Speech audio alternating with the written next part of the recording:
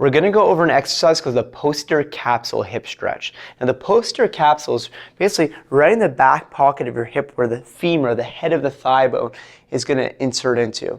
Now this is going to look like a classic pigeon stretch, but a little bit different.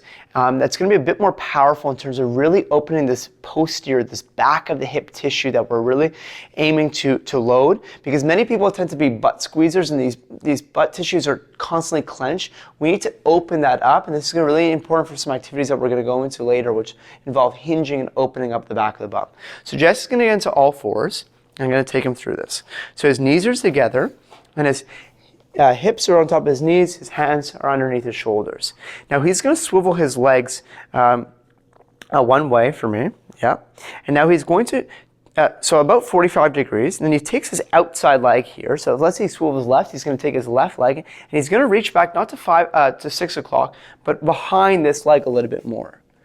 Now already in this position, what you'll notice is that his hip is slightly outside of his knee. So there's this oblique angle between hip and knee where his weight is centered on the kneecap, but he's not excessively far out and falling over. So he's still here, but in this position, if he pushes his bum back towards me and his chest up towards the front of the room, he should get this deep stretch in the back of his hip over here.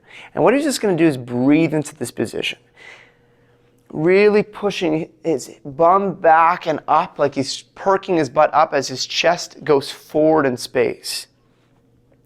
Now, if you're not feeling this, you have to make sure that your back knee is dropped down, and so that he is over this leg more, okay? Super job. He's just hanging and breathing, pushing his bum to the sky here. Now, one thing that you could do to intensify the stretch is, let's say he's stretching his right side, he could drop his left hip down. Now when people do that, they tend to bring their body over to the left. So he's going to turn his zipper to the right just a little bit, but then keep his body more over the right side. So his chest and his hip are all towards the right a little bit more. He's really going to feel a deep stretch in the back of his hip. Let's show it from the side now, Jess. So let's turn your body.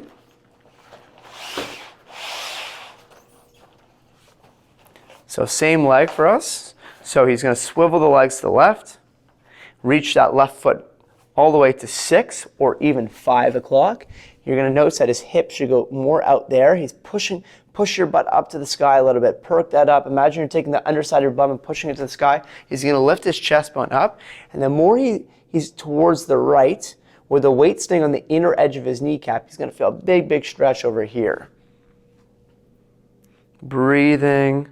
And again, we talked about this idea that if he drops that knee down a bit, but he should still stay outwards towards the right and feeling more in the back of the hip, not anything necessarily on this side here. Very good job. And you can come out of that. So what I suggest is working about 5 to 10 breaths on both sides, really opening up the back of the hip capsule and seeing how that feels afterwards. Give it a shot, and that's how you stretch your bum from the ground up.